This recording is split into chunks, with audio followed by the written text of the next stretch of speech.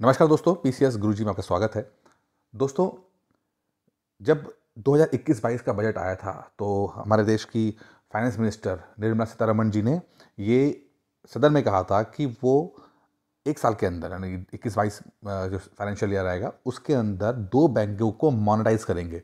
अब मोनेटाइजेशन का शब्द जो होता है उसको अगर हम आसान भाषा में समझें तो उसका मतलब था कि 2 बैंकों को प्राइवेटाइज करेंगे। 2 सरकारी जो बैंक हैं वो प्राइवेटाइज किए जाएंगे। अब ये 2 बैंक कौन से होंगे उस समय अनाउंस नहीं किया गया है, लेकिन बाद में खबर निकल के आई कि सेंट्रल बैंक ऑफ इंडिया और इंडियन ओवरसीज़ बैंक में भारत सरकार जो अपनी हिस्सेदारी है जो कि 50% से ज़्यादा है, क्योंकि 50% से ज़्यादा वो शेयर होल्डर है, इसीलिए वो सरकारी बैंक कहलाते हैं, तो उसमें अपने जो शेयर्स हैं वो थोड़े बेचेगी और लगभग 26% शेयर्स अपने पास रखना चाहेंगी वो। ठीक है, तो ये एक बड़ा फैसला आ रहा है और इसके लिए ये जो इस प्रोसेस के लिए एक बिल को वो विंटर सेशन में लाने जा रही हैं सदन के अंदर। जो विंटर सेशन जनवरी में स्टार्ट होने जा रहा है।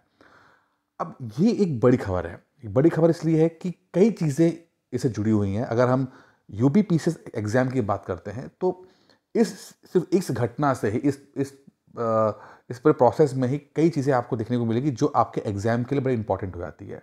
प्री हो या मेंस हो, ऐसे हो, इस पूरे सिनेरियो को समझना ज़रूरी है। तो इस वीडियो को अंत तक देखिएगा, क्योंकि इस वीडियो में हम पहले तो ये समझेंगे कि इंडिया का बैंकिंग हिस्ट्री क्या रही है, इतिहास क्या रहा, बैंक बने कैसे, फिर बैंक का नेशनलाइजेशन क्यों हुआ, क्या ज़रूरत पड़ गई कि बैंक का राष्ट्रीयकरण होना पड़ा, और उसके बाद क्या ऐसी प्रॉब्लम आ गई कि उसका फिर प्राइवेटाइजेशन करना पड़ा। तो इस पूरे प्रोसेस को समझने की कोशिश करेंगे। इसमें कई जगह पर कुछ फैक्ट्स आएंगे, उन फैक्ट्स को हम ढंग से समझेंगे, क्योंकि ये फैक्ट्स यूपी पीसीएस प्री के एग्जाम में लगातार पूछे जा रहे हैं।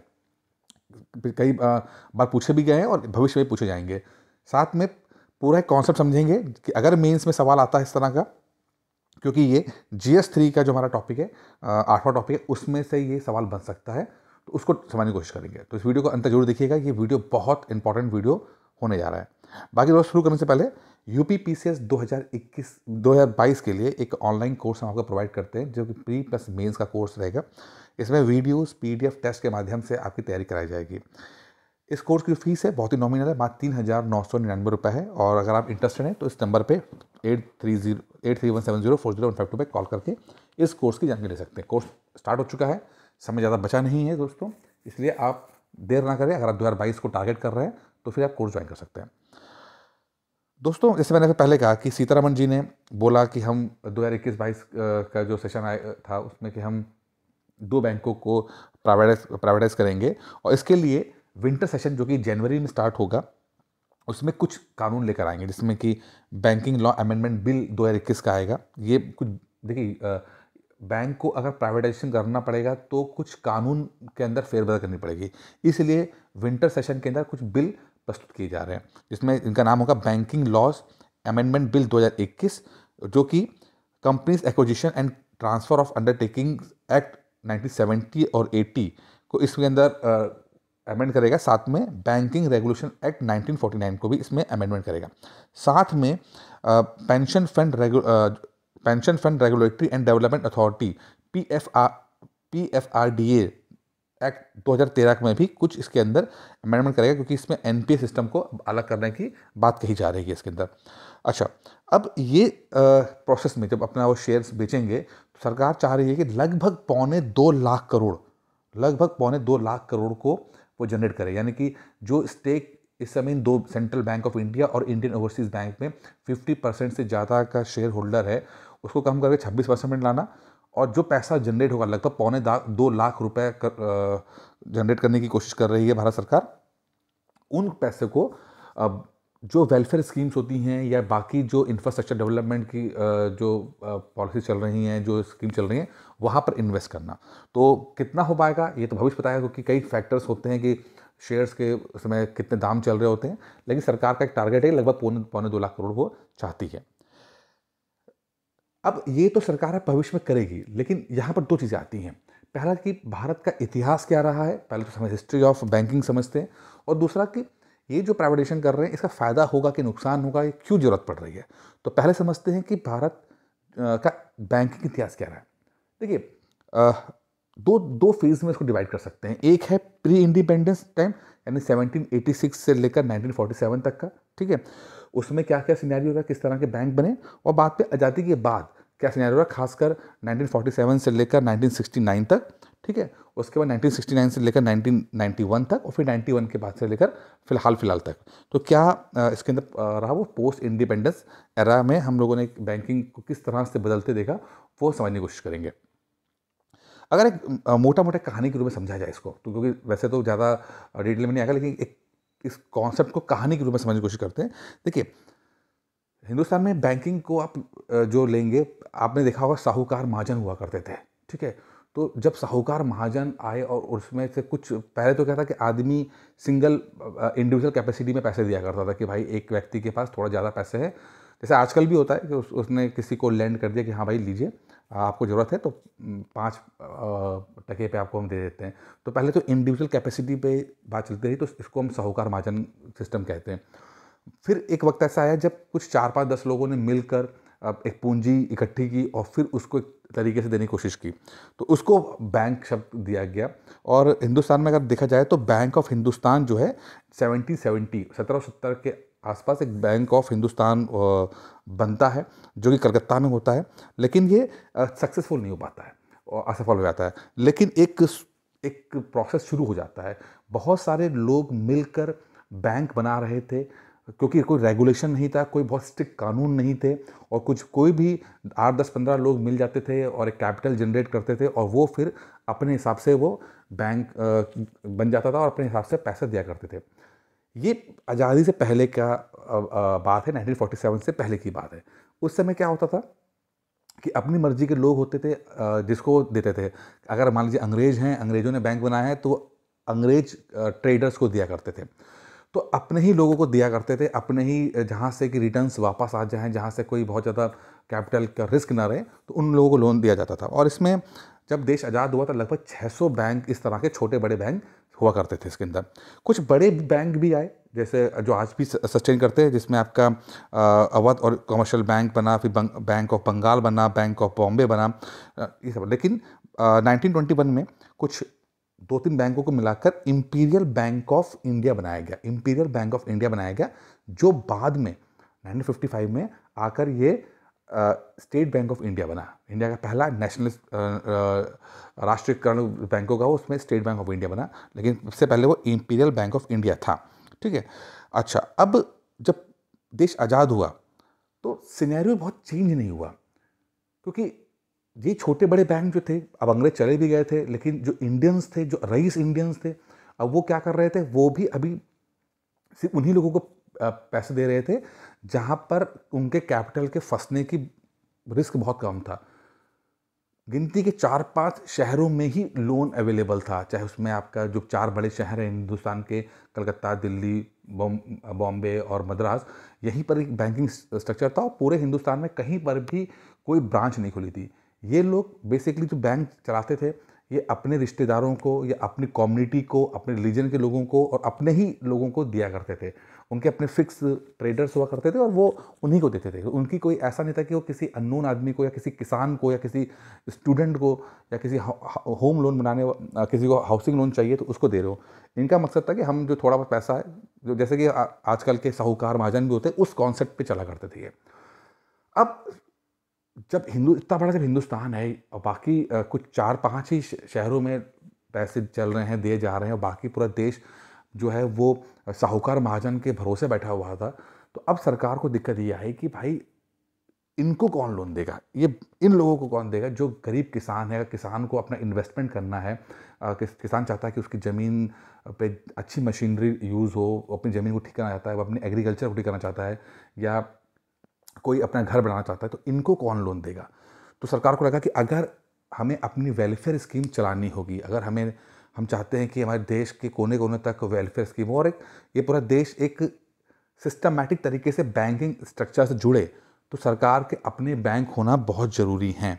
सरकार के अपने बैंक होना बहुत ज़रूरी हैं, क्योंकि तभी चीज़ें ठीक से हो पाएंगी और ब्रांचेस गाँव को खुल पाएंगी। अन्यथा क्या होगा कि जो चला आ रहा था वह चलता रहेगा, कि बैंक जो हैं वो लिमिटेड लोगों के हाथ में रहेगा और मैक्सिमम जो आबादी है वो बैंकिंग स्ट्रक्चर से दूर रहेगी।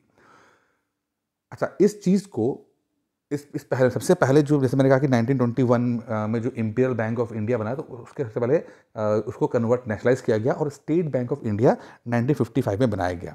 अब इससे पहले घटना और घटती है, दो कानून बनाए जाते हैं। एक है बैंकिंग रेगुलेशन एक्ट 1949, ठीक है, और साथ में आरबीआई बनाया जाता है, रिजर्व बैंक ऑफ इंडिया, उसको 1949 में स्टेब्लिश किया जाता है।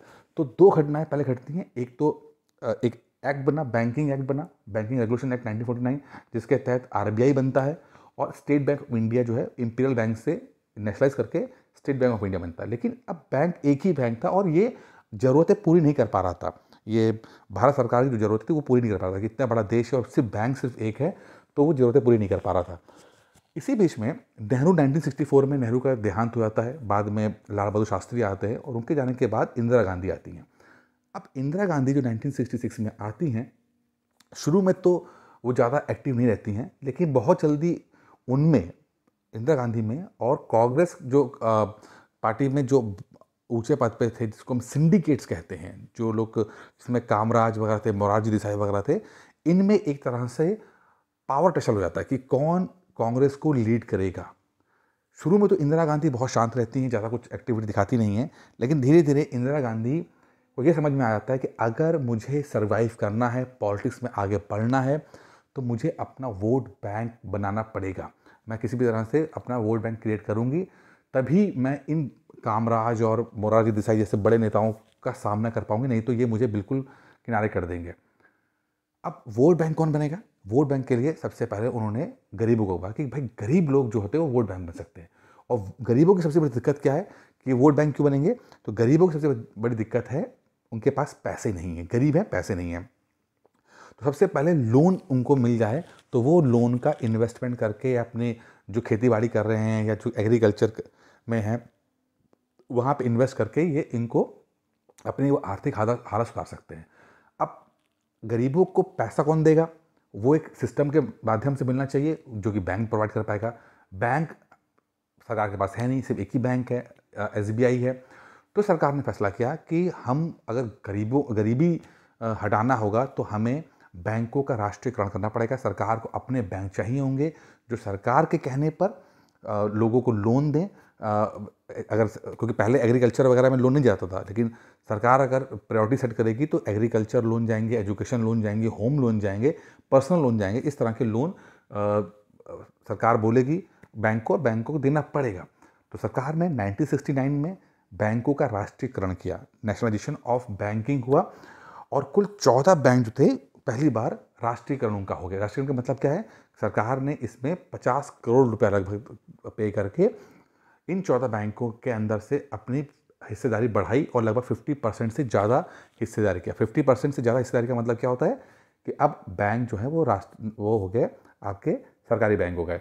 अब सरकारी बैंक बन गए तो सरकार ने ऑर्डर दिया, सरकार की बात मानते थे कि भाई ऐसा है कि अब आपको गाँव-गाँव जाके अपनी ब्रांचेस खोलनी पड़ेंगी और ज़्यादा से ज़्यादा लोगों को, जो गरीब लोग हैं उनको लोन देना पड़ेगा, खासकर जो खेती बाड़ी कर रहे हैं, जो एजुकेशन जिनको चाहिए, जिनको घर बनाना है उनको दीजिए। तो इन 14 बैंकों ने शुरुआत में गांव-गांव जाके अपने छोटे-छोटे कस्बे, पहले गांव-गांव नहीं कहूँगा, पहले छोटे कस्बों में जाके अपने ब्रांचेस खोली। फिर और चीज़ों को बढ़ाने के लिए और चीज़ों को एक्टिवेट करने के लिए 1980 में इंदिरा गांधी ने 6 बैंकों को और नेशनलाइज किया और कुल मिला के 20 बैंक जो थे 1980 में आते आते इंडिया के पास 20 सरकारी बैंक हो गए। अब ये काम अपना कर रहे थे, पूरे देश में सब कुछ चल रहा है तब।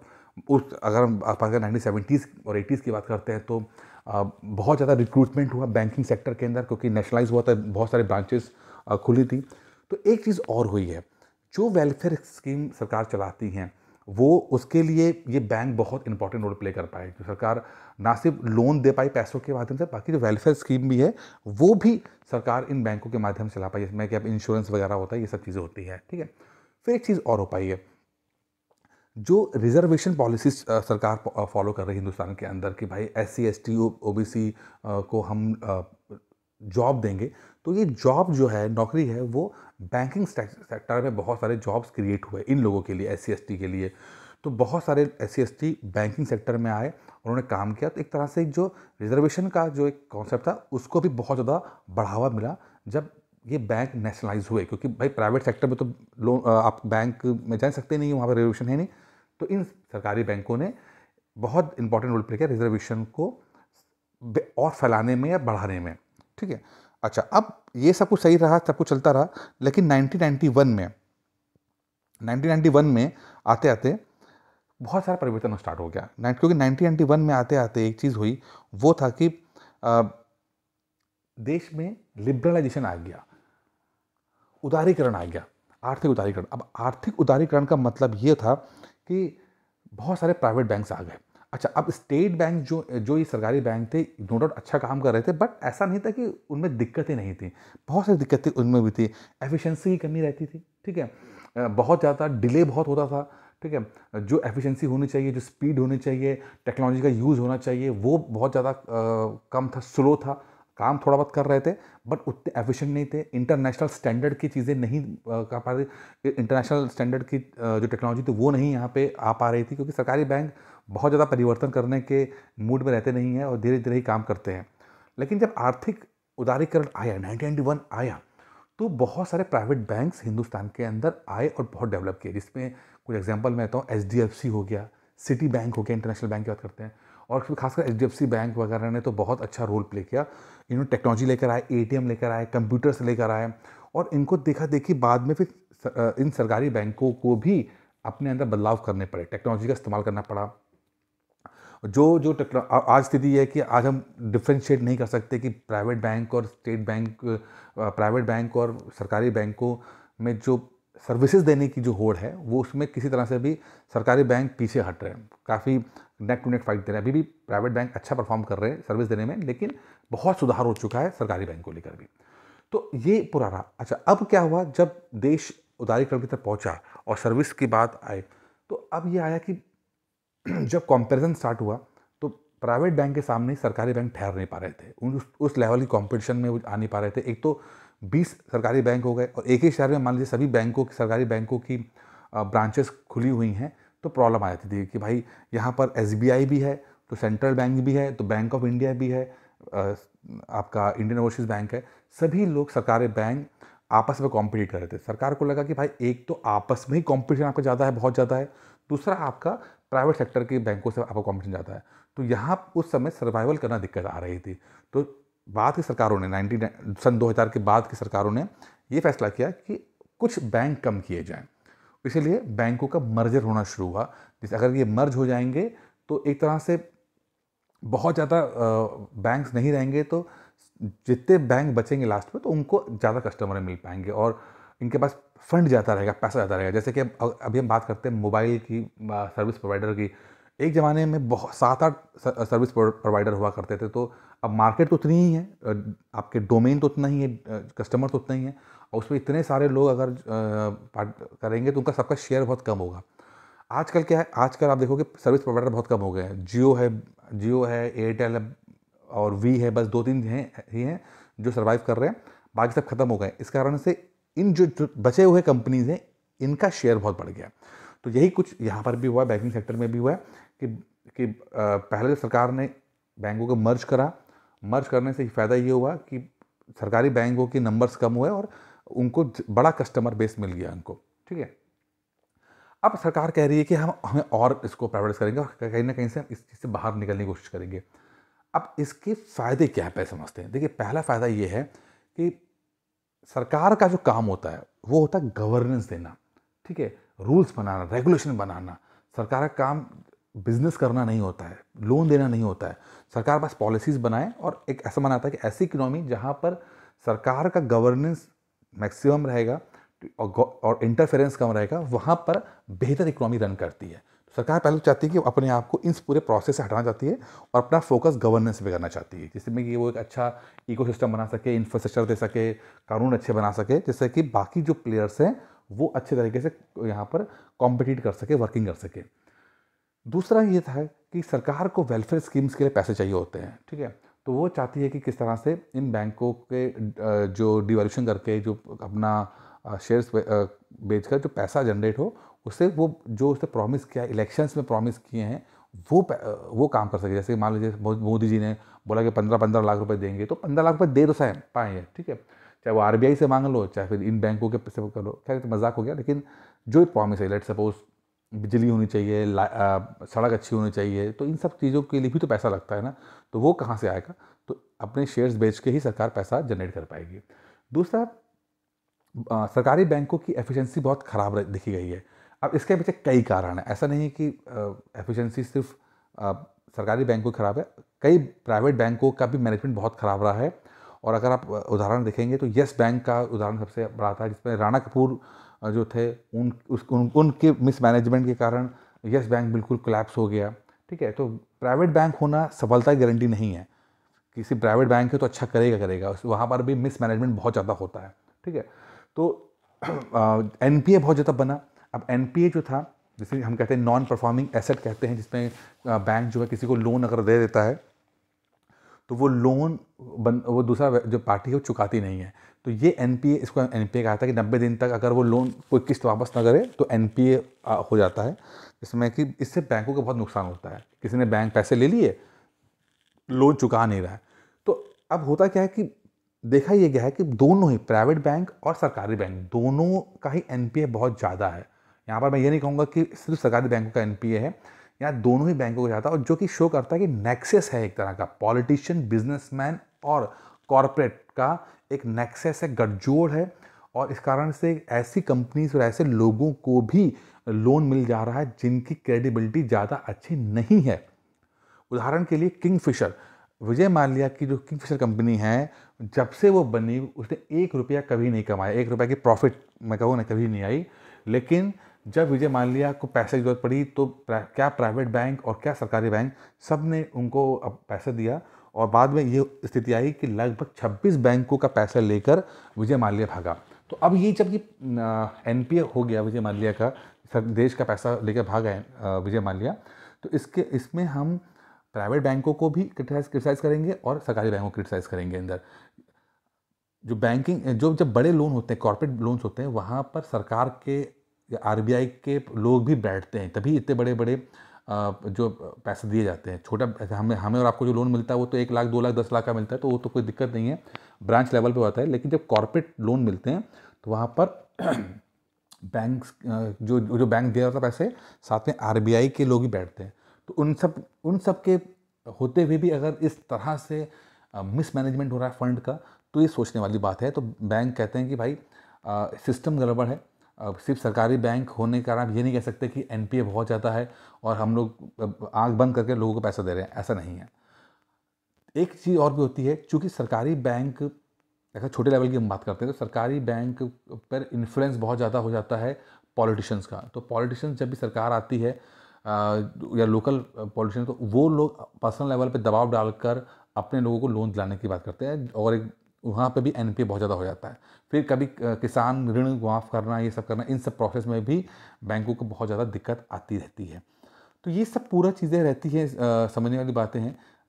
लेकिन फिर भी एक पॉइंट ये रहता है कि अगर सरकार प्राइवेटाइज़ करती है चीज़ों को लेकर, तो इसके अच्छे फ़ायदे भी है। अच्छा फ़ायदा ये है कि सरकार जो है वो गवर्नमेंट जो है ज़्यादा इन्वॉल्व, बिजनेस में इन्वॉल्व नहीं होगी, गवर्नेंस पे अपने को फोकस करेगी, अच्छे कानून लेकर आएगी। ठीक है, और सबके लिए इक्वल प्लेइंग फील्ड देगी कि बाकी जो कॉर्पोरेट्स हैं वो यहाँ के कर सके, अच्छा कॉम्पिटिशन माहौल रहे जहाँ पर सभी बैंक अच्छे से अच्छी सर्विस देने की अपने कोशिश करें जिसमें कस्टमर का फ़ायदा हो। दूसरा बात ये है कि नुकसान इसमें देखिए क्या चीज़ है, नुकसान इसमें 2-3 नुकसान भी आते हैं। पहला नुकसान तो देखिए ये है कि जो सरकारी बैंक हैं, ये एक तरह का टूल होते हैं वेलफेयर स्कीम्स को चलाने के लिए। जैसे कि मान लीजिए कि अभी जन धन योजना थी, तो जन धन योजना में जो खाते खुले तो सरकारी बैंकों में खाते खुले। इस तरह की जो स्कीम्स होती हैं जहाँ पर गांव देहात तक चीज़ों को ले जाने की बात आती है, तो वहाँ पर प्राइवेट बैंक बहुत ज़्यादा इनिशिएटिव नहीं लेते, वहाँ पर सरकारी बैंक ही इनिशिएटिव लेते हैं और गांव देहात में खोलते हैं। अगर शहरों तक की बात करते हैं तो प्राइवेट बैंक अच्छा काम करते हैं, लेकिन गांव देहात में ये लोग जाना पसंद नहीं करते हैं। तो वहाँ पर सरकारी बैंक का रोल बहुत इंपॉर्टेंट हो जाता है। फिर जो हम, जैसे मैंने पहले बताया कि रिजर्वेशन को लेकर भी है, तो बैंक जो है, सरकारी बैंक जो है वो रिजर्वेशन को अप्लाई करने का एक बहुत बड़ा माध्यम बना। बहुत लाखों की तादाद में SC ST जो कर्मचारी थे उन्होंने काम किया, उनको फ़ायदा मिला और उनका लिविंग स्टैंडर्ड बढ़ा है इसके अंदर। ठीक है, तो ये पूरा सिनेरियो रहता है। अब सरकार की मंशा क्या है ये अब भविष्य बताएगा क्या है, लेकिन इस वीडियो के माध्यम से मैंने कोशिश की है कि आपको बैंक का, इंडियन बैंकिंग सिस्टम का एक पूरा एक ओवरव्यू दे सके, जिससे कि आपको समझ में आ सके कि क्या चल रहा है इसके अंदर। अभी ये टॉपिक पूरा कंप्लीट नहीं है, इसमें और भी चीज़ें बहुत भविष्य में आएंगी, सामने आएंगी, जिसको हम वीडियो लेकर आप आते रहेंगे और आपको एजुकेट करते रहेंगे। फिलहाल दोस्तों इस वीडियो में इतना ही था। उम्मीद करता हूँ वीडियो पसंद आया होगा। खत्म करने से पहले UBPCS 2022 के लिए एक ऑनलाइन कोर्स चल रहा है। अगर आप इंटरेस्टेड हैं तो आप 8317040152 कॉल करके इस कोर्स की जानकारी ले सकते हैं। धन्यवाद दोस्तों।